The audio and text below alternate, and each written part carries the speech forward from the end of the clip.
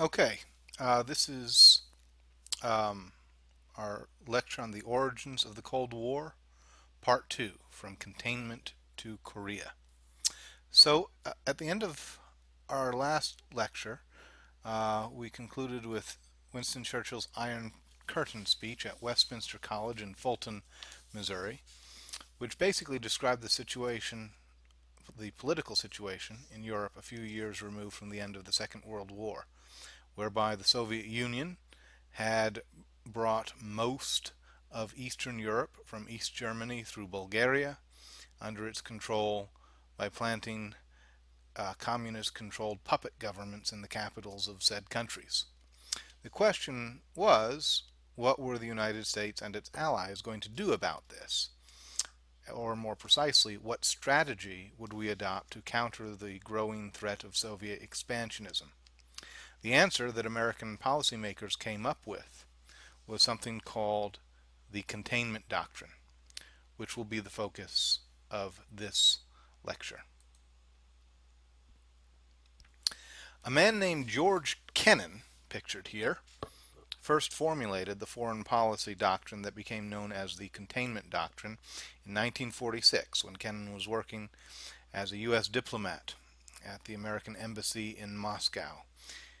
He took the initiative to write an extended memo that became known as the Long Telegram, in which he outlined uh, his vision for how the U.S. should counter the threat of Soviet expansionism in the post-war world. In this document, he made four basic arguments. First, he maintained that the United States could not expect the Soviet Union to behave rationally or reasonably because Stalin and his Soviet government were inherently paranoid about the West and about the United States in particular. They believed that the West and the United States were in a conspiracy to destroy or to dominate Russia, and they would behave aggressively towards the West out of an instinctive sense of self-preservation. Second, Kennan argued that no lasting diplomatic agreement between the United States and the Soviet Union was possible because Stalin's regime was aggressive and expansionistic and would not rest until the entire world had converted to socialism and communism. Third, the United States and Britain had only one option in dealing with the Soviet Union. They had to contain its aggressive tendencies and prevent communism from spreading. Their goal should not be to roll back communism in places where it already existed, but simply to stop it from growing any further. In other words, don't try and go in and kick the communists out of East Europe, but don't let them spread communism past that point. Fourth, Kennan argued that if only the United States could prevent Soviet expansion, the communist system would eventually die off of its own accord. He said that the socialist economic system could never hope to keep up with the capitalist system, that its own inherent contradictions and inefficiencies would undermine socialism from within, and eventually the inefficiency and the oppression of communist countries would undermine the popular support for communism itself. On this last point, Kennan proved to be prophetic because this is pretty much exactly what happened, although we must wait for a later lecture to see that.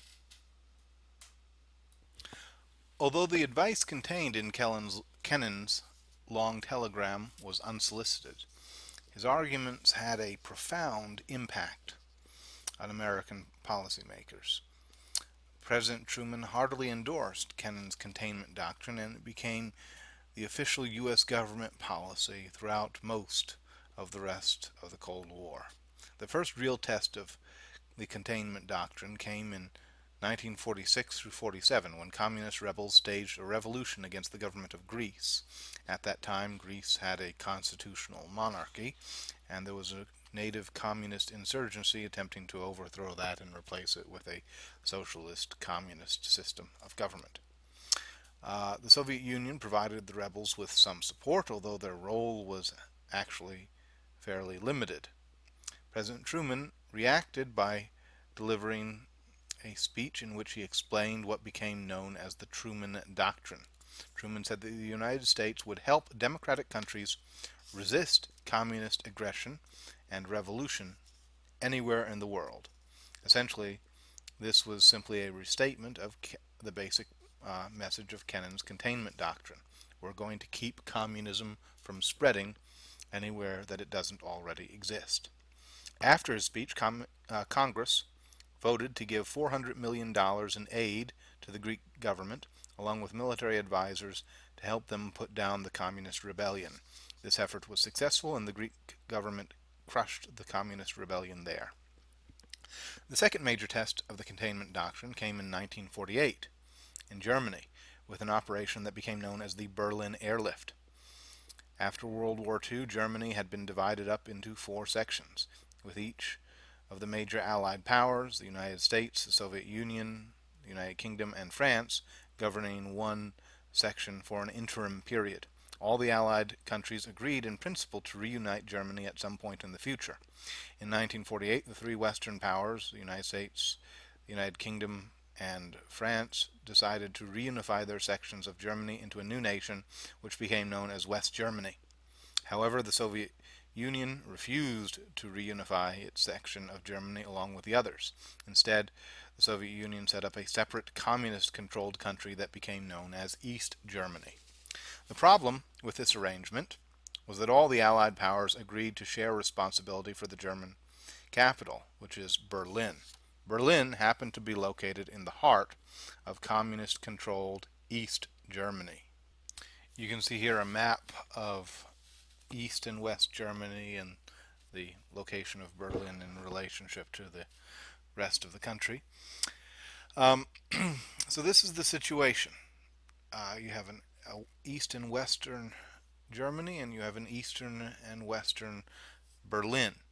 In June of 1948, Stalin decided to take all of Berlin for East Germany. For that reason, he closed all of the roads leading from West Germany into West Berlin. His goal was to starve the western half of the capital into submission.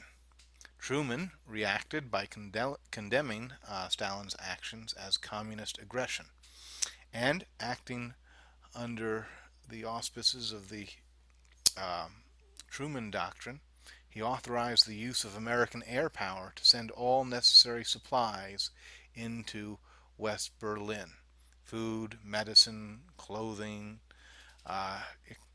machinery, equipment, etc.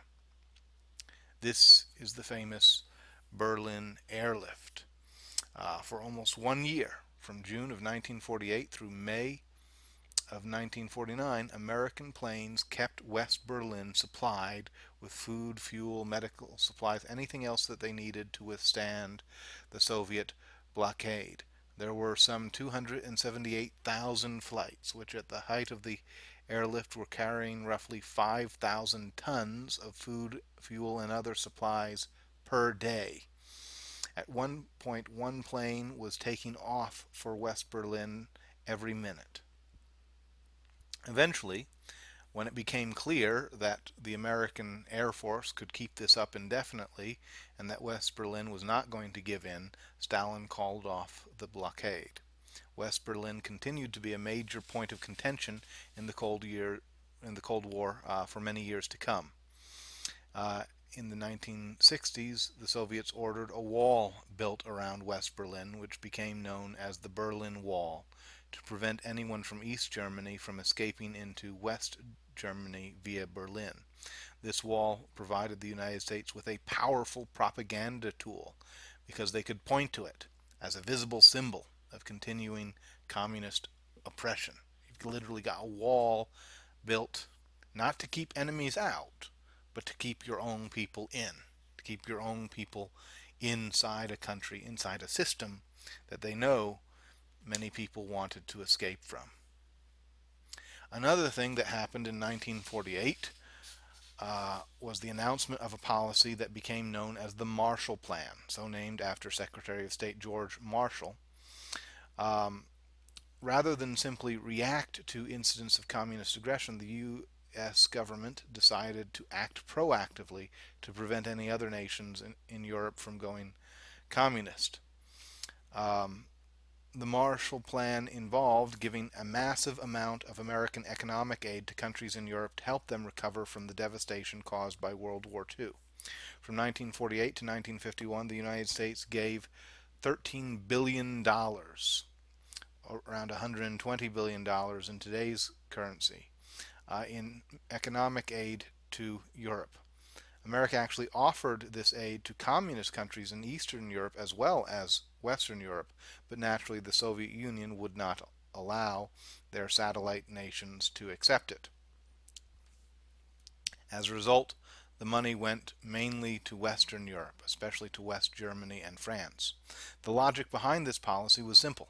America would benefit um, because a rebuilt Europe, the rebuilt European economies would provide a market for American goods in the future. They would become our trade partners and our business partners. Also, European countries would be more inclined to help America fight communism if they saw us as a friend and benefactor, and this money would help improve America's image abroad. The results of the Marshall Plan were dramatic. European countries that received the aid rebounded quickly from the post-war economic depression and even eventually surpassed pre-war levels of economic production and prosperity. The results were especially impressive in West Germany, which rebuilt most of its pre-war infrastructure and experienced a decade of economic prosperity that became known as the German economic miracle.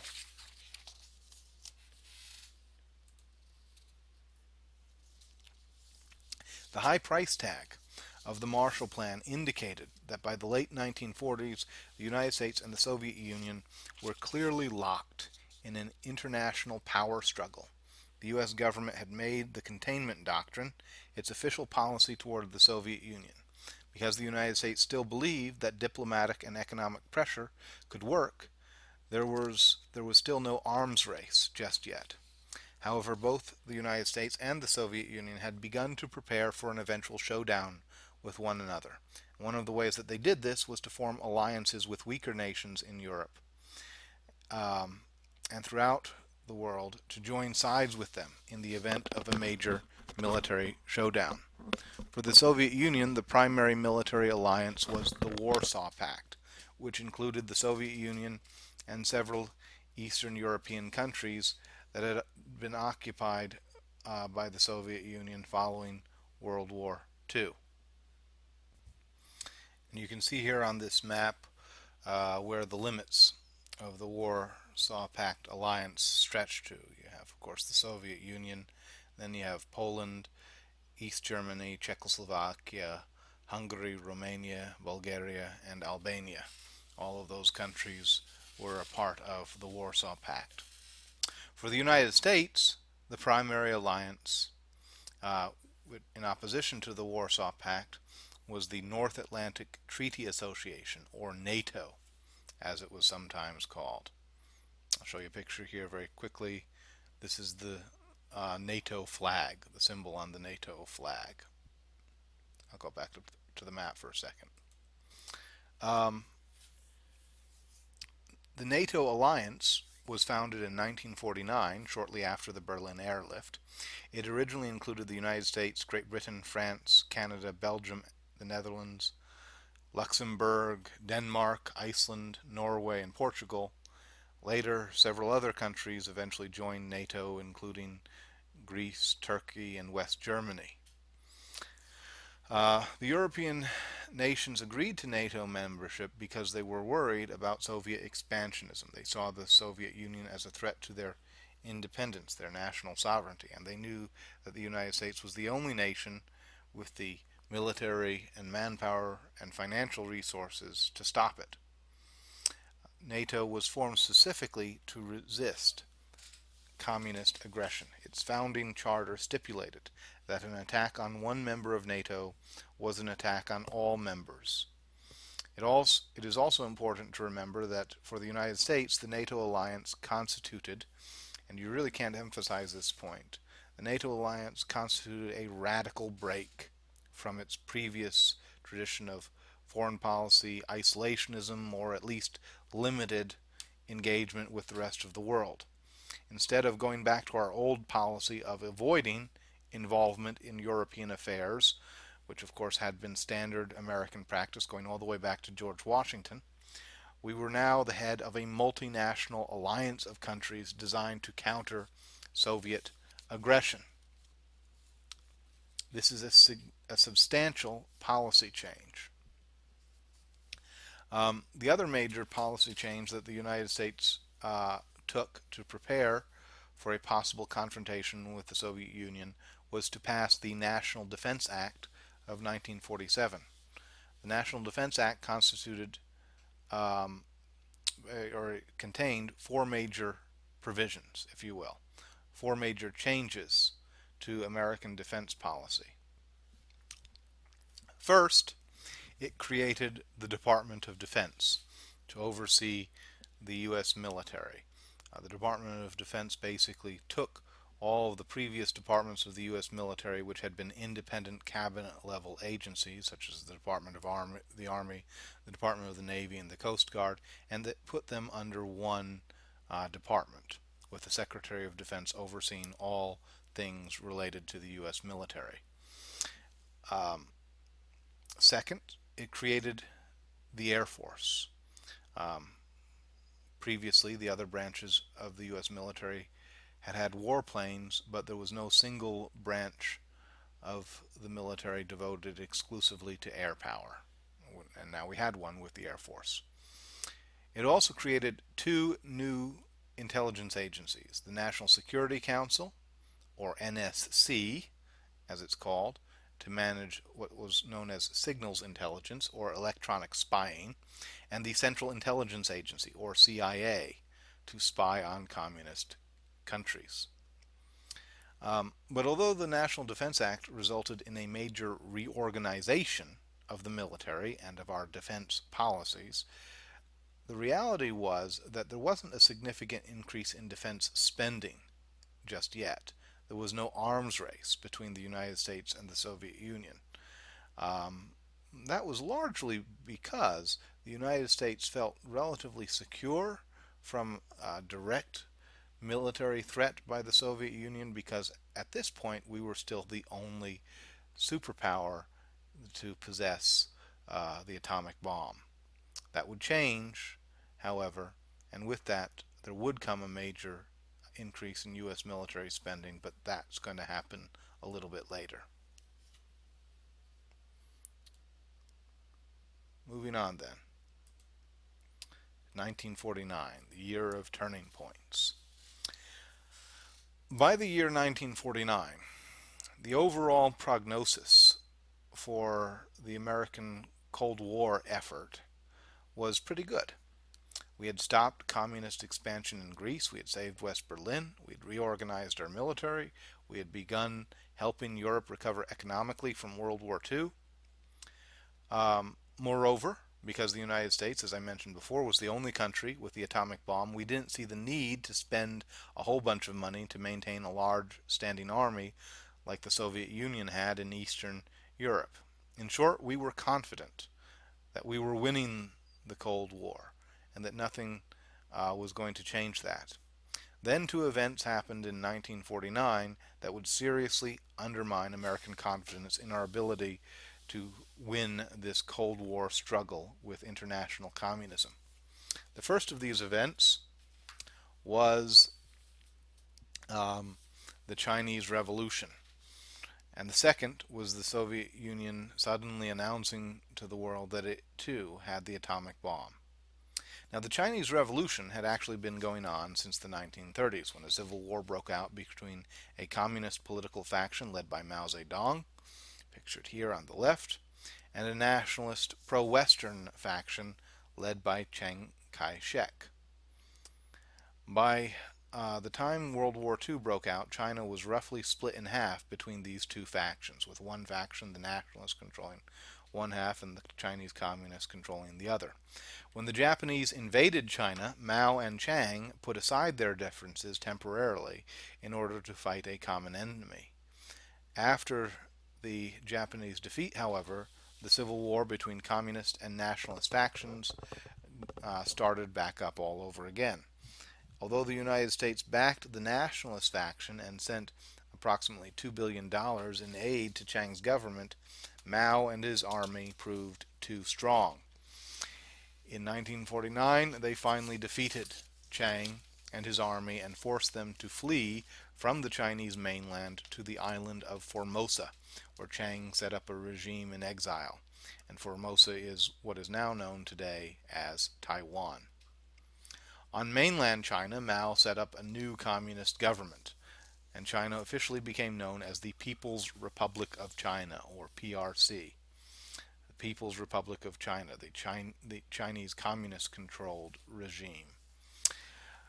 The United States refused to recognize the legitimacy of the PRC, and China, for its part, refused to recognize the legitimacy of the government of Taiwan, which it called a renegade province, which it would eventually bring back under the control of the home government in China.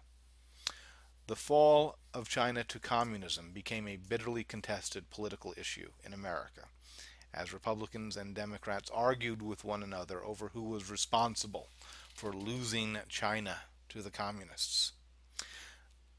The Soviet Union's acquisition of atomic bomb technology is the second major event to sort of undermine American confidence in the Cold War effort, which also happens in 1949, and it was due in large part to the successful Soviet espionage network in the United States.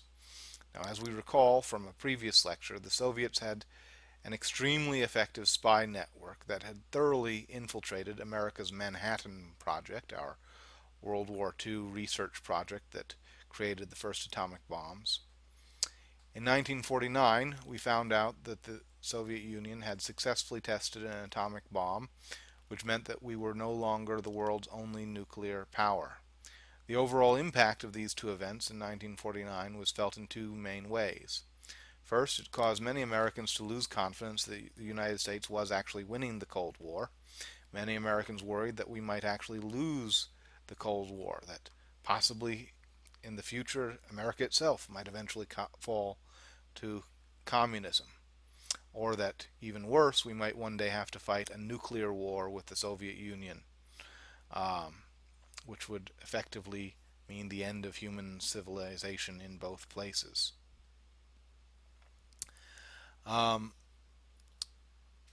Second, the events of 1949 forced the American government to make a number of significant policy changes that forever altered our foreign policy and our role in the world.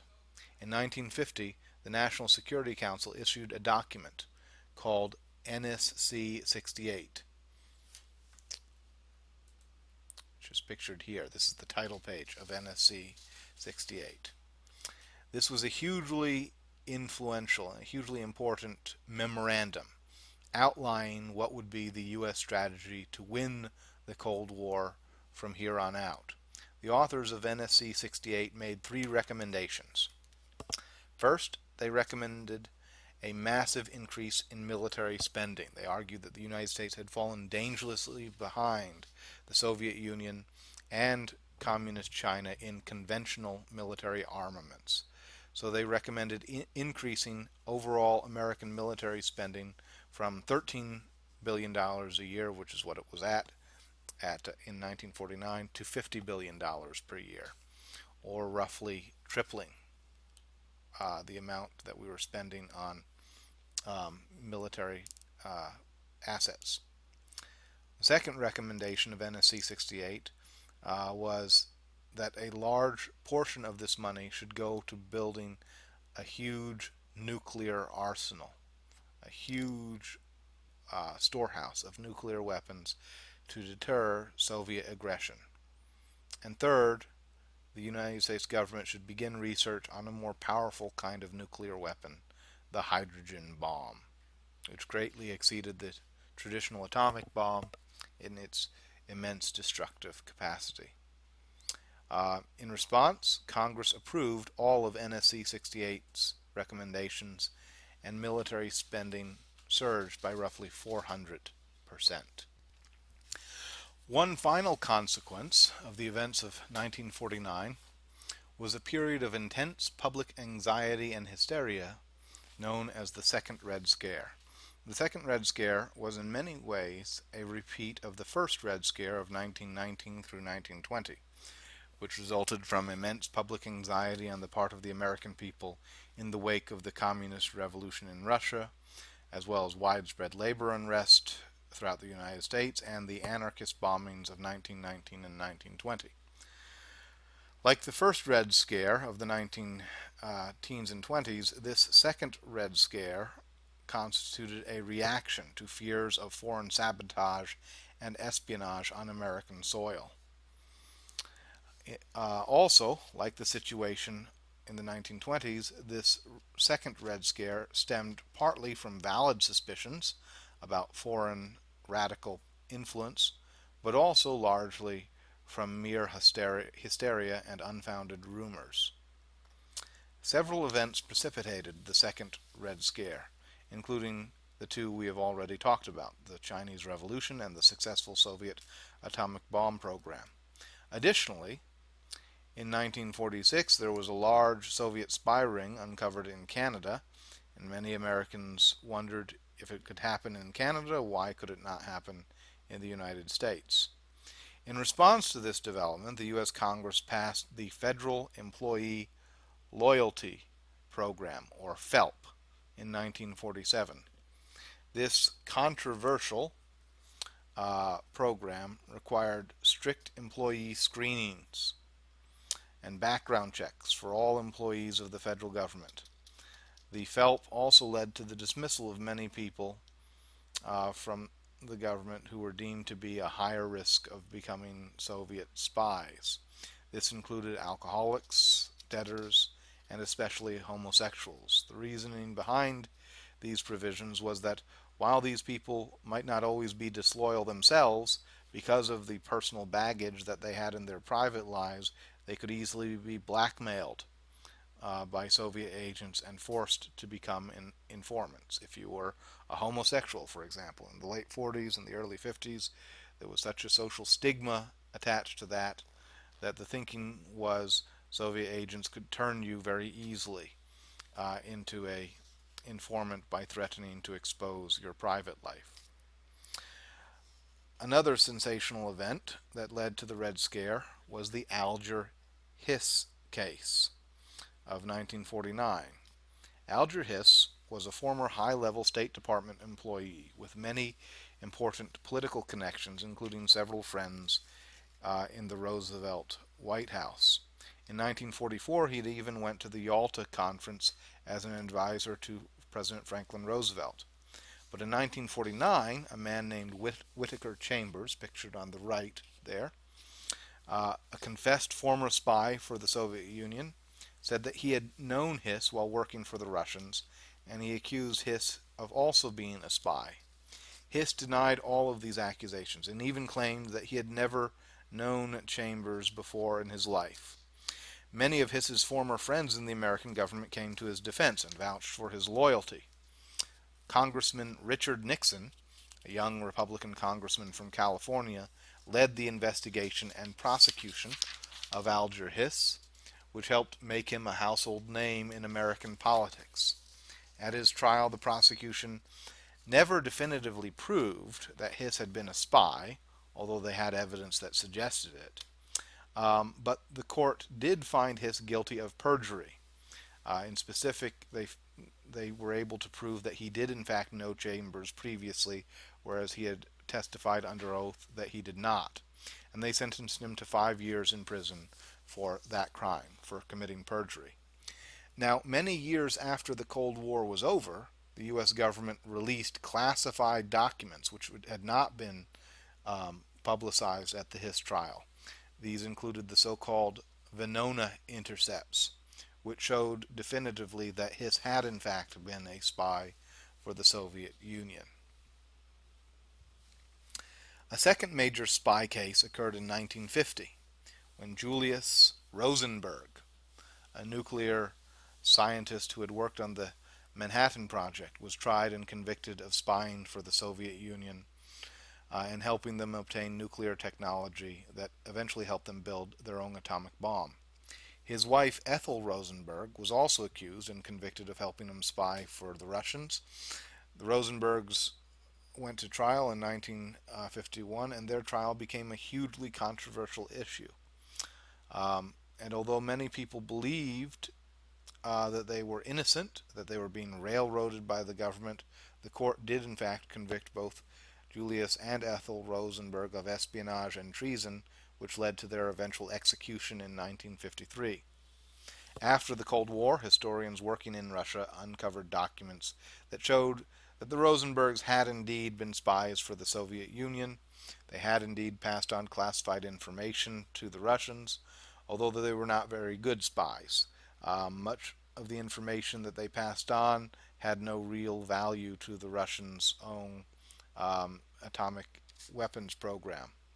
Other communist spies in the Manhattan Project, including the German-born physicist Klaus Fuchs, actually did a lot more damage and never faced execution for their role. As a result of these sensational spy cases and everything else that was happening in the late 40s and early 50s, a large part of the American public and many American political leaders reacted to the situation in irresponsible and irrational ways. One example of this was the so-called House Un-American Activities Committee, or HUAC. H-U-A-C is the acronym. This was a special committee originally set up to investigate incidents of Nazi espionage or Nazi sabotage during World War II, but after World War II it turned its attention towards investigating possible Soviet influence or espionage in the United States. Um, in the late in 1947, the HUAC, House Un-American Activities Committee, began interviewing people who worked in the Hollywood film industry to determine if there was any communist influence in the movie business.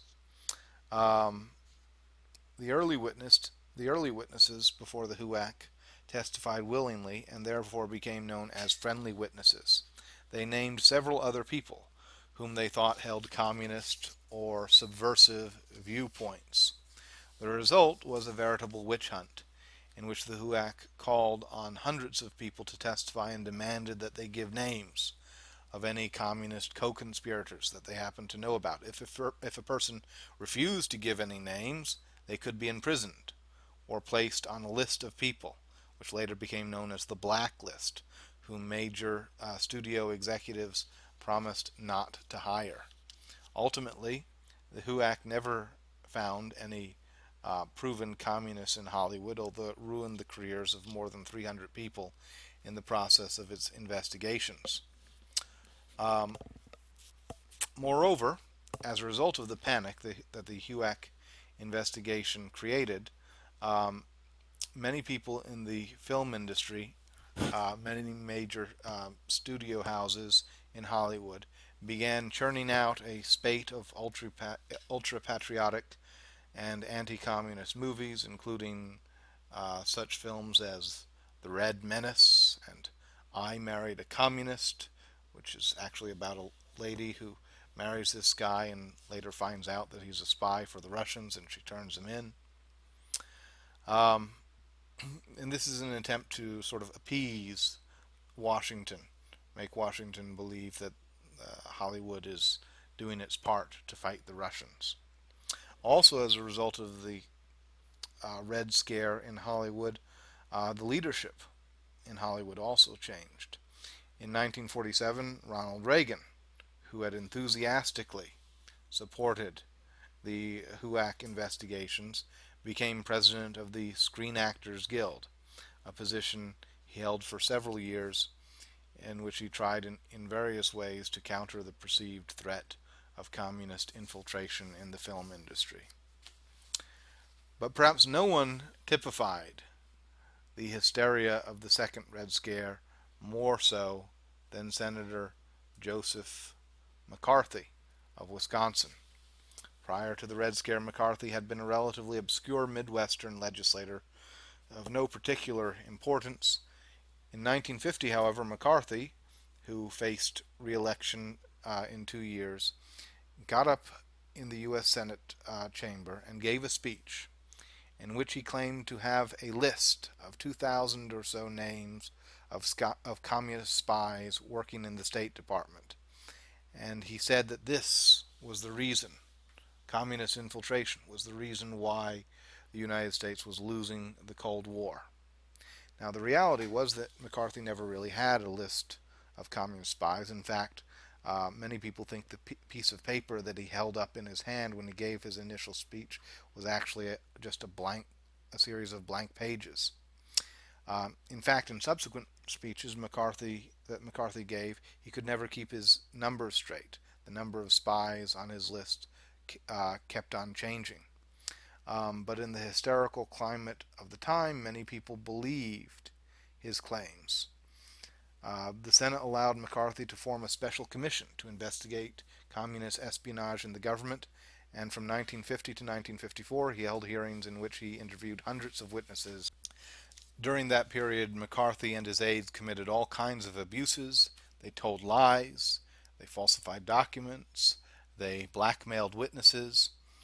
In spite of all this, McCarthy was never actually able to uncover a single communist spy, but he did manage to make himself one of the most powerful politicians in Washington for a couple of years. Partially as a result of his efforts, Congress passed the so-called McCarran Act of 1950, the McCarran Act. This legislation required all members of the Communist Party to register with the Attorney General, to basically sign a document saying, yes, I am a communist. This would allow the government to keep tabs on them. McCarthy ultimately brought himself down because he couldn't keep from going too far. In 1953, he began investigating supposed communist infiltration in the Army, and he accused several high-ranking officers, including even General Ralph Zwicker and even General George Marshall of the so-called Marshall Plan, who was a close personal friend of President Dwight Eisenhower, of being disloyal to the United States. The Army McCarthy hearings, as they became known, eventually became Senator McCarthy's downfall. The press turned against the senator, including the famous columnist Walter Lippmann, who was perhaps the most read American newspaper columnist at the time, and the popular television journalist Edward R. Murrow, who did a very negative story on Senator McCarthy and his methods. In 1954, the U.S. Senate formally condemned McCarthy and censured him, which is the highest penalty for misconduct that can be imposed on a senator other than expulsion, by a vote of 67 to 22. The influence of the Second Red Scare on American society can also be seen in the educational system and in American popular culture.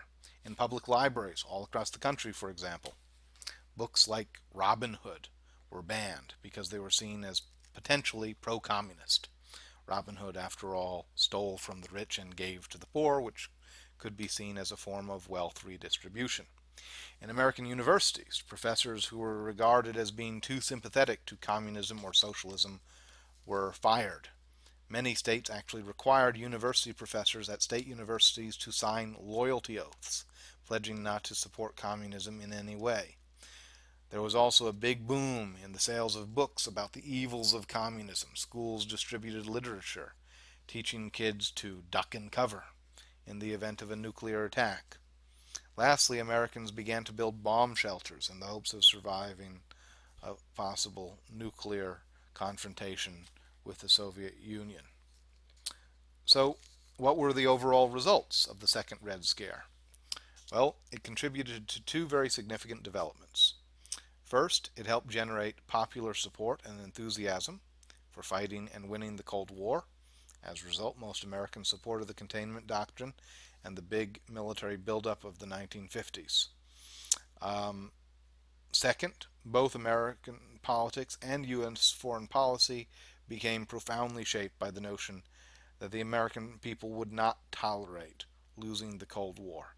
No American president, for example, wanted to lose another country to communism the way that we had supposedly lost, quote unquote, China to communism in 1949.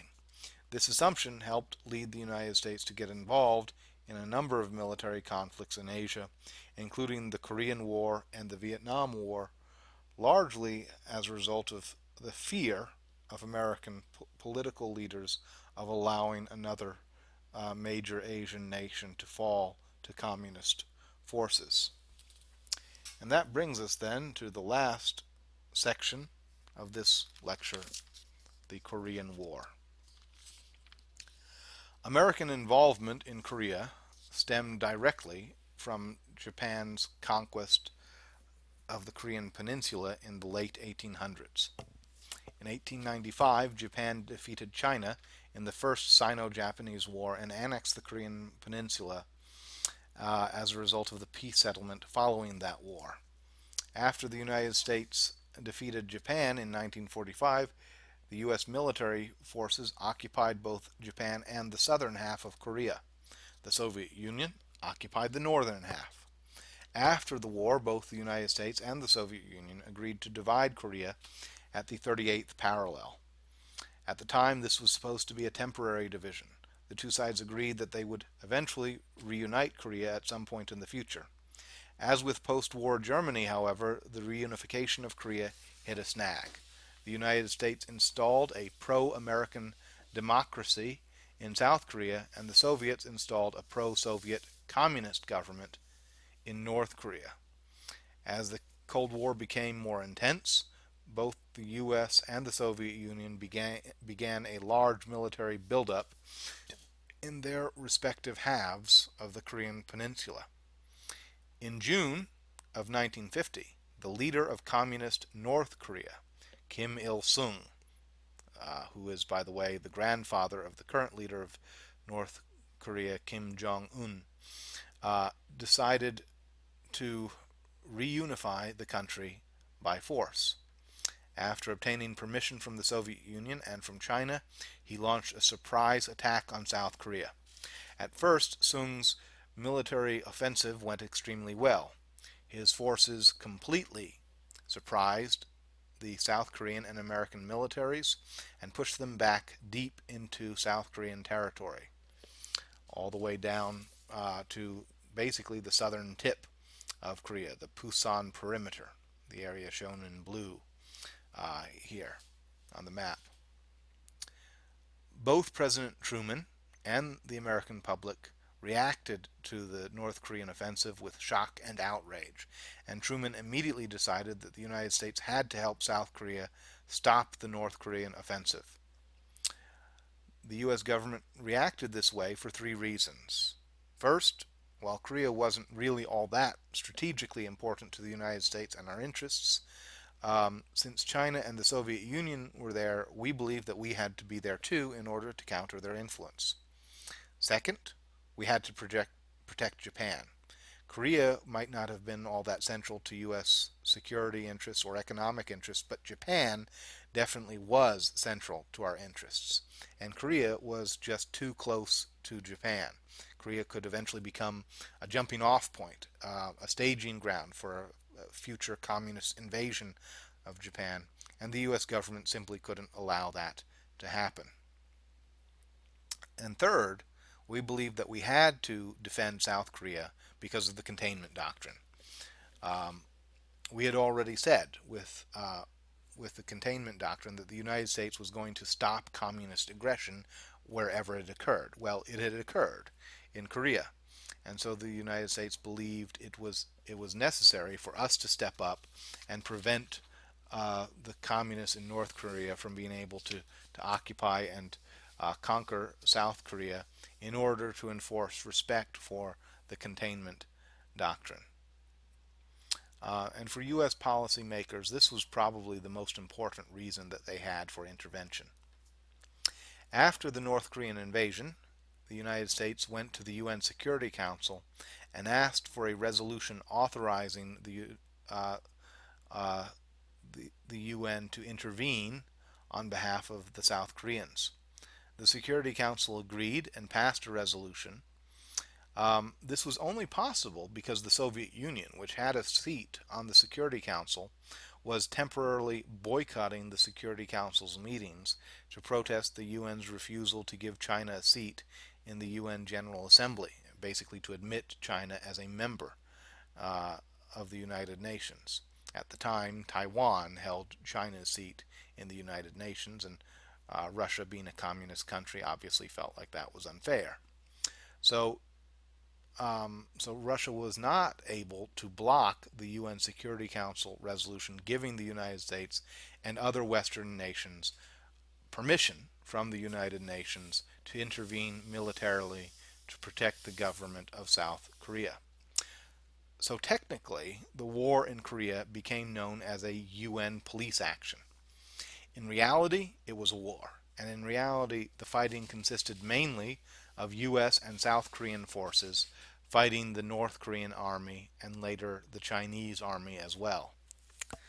We did eventually, to make a long story short, we did eventually push North Korean and also Chinese forces out of South Korea um, and up to an area roughly equivalent to the pre-war boundary between North and South Korea. Um, the Korean War impacted U.S. military and foreign policy in three major ways. First, military spending increased dramatically, both during and after the war, and it never really went back down afterwards. The U.S. was now committed to having a huge military with the best, most advanced weapon systems, and that, of course, would also be a huge financial commitment on our part. Second, this begins the great spreading out of American troops to military bases all around the world, especially in Japan, in South Korea, and in West Germany. This was done in order to make the reaction time to military crises much quicker, so that we could much more quickly deploy a response force in the event of communist aggression somewhere else in the world. And finally, the Korean War solidified public support for the Cold War and the containment doctrine, and it ensured that containment would remain the dominant uh, foreign policy philosophy that the American government would follow really right up until about the Vietnam War.